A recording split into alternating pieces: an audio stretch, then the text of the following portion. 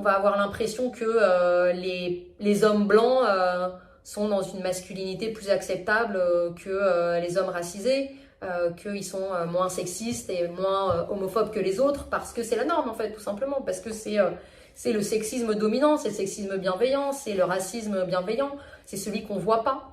Et en fait, moi je préfère carrément l'ennemi visible, c'est-à-dire le rappeur qui traite les femmes de salopes ou de putes. Là, c'est très clair, c'est très identifié. Enfin, l'ennemi est identifié, j'ai envie de dire. Alors que dans tout le reste de la variété française, mais de la culture en général, le sexisme, par exemple, de Benjamin Biolay, moi, je trouve que ces textes, ils sont atroces. Ces clips, l'imagerie. Enfin, je trouve que vraiment cette personne est extrêmement problématique à l'endroit de sa masculinité, de ce qu'il véhicule comme image du gentleman, de l'homme à séduire, les femmes qui sont dans ses clips. Je trouve ça vraiment super problématique. Enfin, si on demande aux gens qui est plus sexiste entre, je sais pas, voilà, Booba et Benjamin Biolay, évidemment c'est Booba. Enfin, la question se pose même pas. Je pense que 90% des gens vont dire ça. Ben moi, je pense pas. Je pense que peut-être même que Benjamin Biolay l'est plus que Booba. En tout cas, Booba, c'est plus visible. C'est d'autres codes. C'est dit autrement.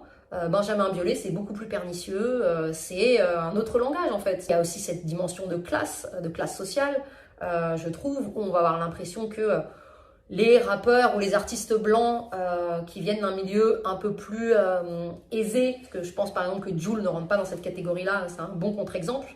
Mais voilà, si on prend des Nekfeu, des Lompal, des Orelsan, oui, ils sont plus éduqués, ils sont forcément moins homophobes, ils sont du bon côté en fait, évidemment. Alors que, bah oui, PNL, Booba, Gazo, Frisk Orleans, c'est compliqué. Pour moi, ce qui est important, c'est de rappeler que tous les préjugés qu'il y a à l'endroit du rap, c'est pas que à l'endroit de la musique, quoi.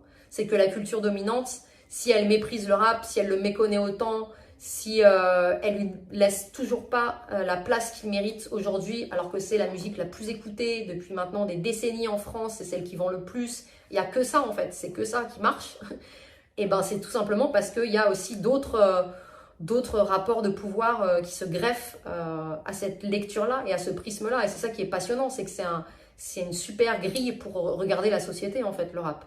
C'est que bah, quelque part, les dominants regardent aussi le rap comme une musique de sauvage parce que dans leur tête, produite par des personnes racisées qui viennent de banlieues, de zones périurbaines, qui ne sont pas allées à l'école, qui sont parfois queer, en tout cas qui ne correspondent pas à la norme, qui ne parlent pas comme nous, qui ne s'habillent pas comme nous. Évidemment, quand je dis comme nous, là, c'est enfin, je me fais l'avocat du diable.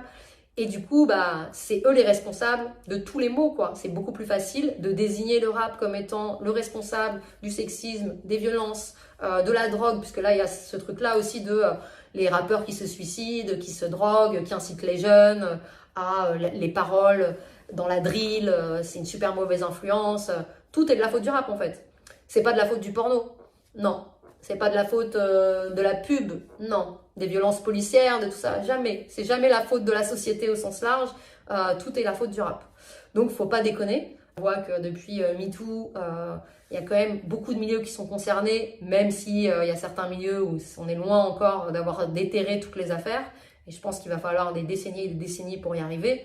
Mais quand on voit le milieu du cinéma, quand on voit l'impunité des Luc Besson, des Woody Allen, des Roman Polanski, des Gérald Darmanin, etc., etc. Enfin, je veux dire, est-ce que vraiment le problème, c'est les rappeurs, quoi, racisés, qui viennent de la méchante banlieue et qui voudraient violer des femmes et brûler des gays? Enfin, non. Encore une fois, je dis pas qu'il n'y a pas de sexisme et qu'il n'y a pas d'homophobie dans le rap ou chez certains rappeurs. Évidemment que ça existe. Mais moi, ce qui m'intéresse, c'est si on en parle, ben on en parle partout, en fait. On ne va pas en parler que dans le rap, on va en parler dans le métal, on va en parler dans la musique classique, on va en parler à l'opéra, on va en parler dans les médias, on va en parler dans la littérature, dans l'art contemporain, etc., etc. Enfin, ce n'est pas du tout réservé au rap, et le rap ne fait que refléter et raconter la société dans laquelle ces acteurs et ces actrices évoluent, c'est-à-dire bah, une société qui est raciste, sexiste, validiste, classiste, et dans laquelle il est difficile d'exister quand on est une minorité, quelle qu'elle soit, quoi.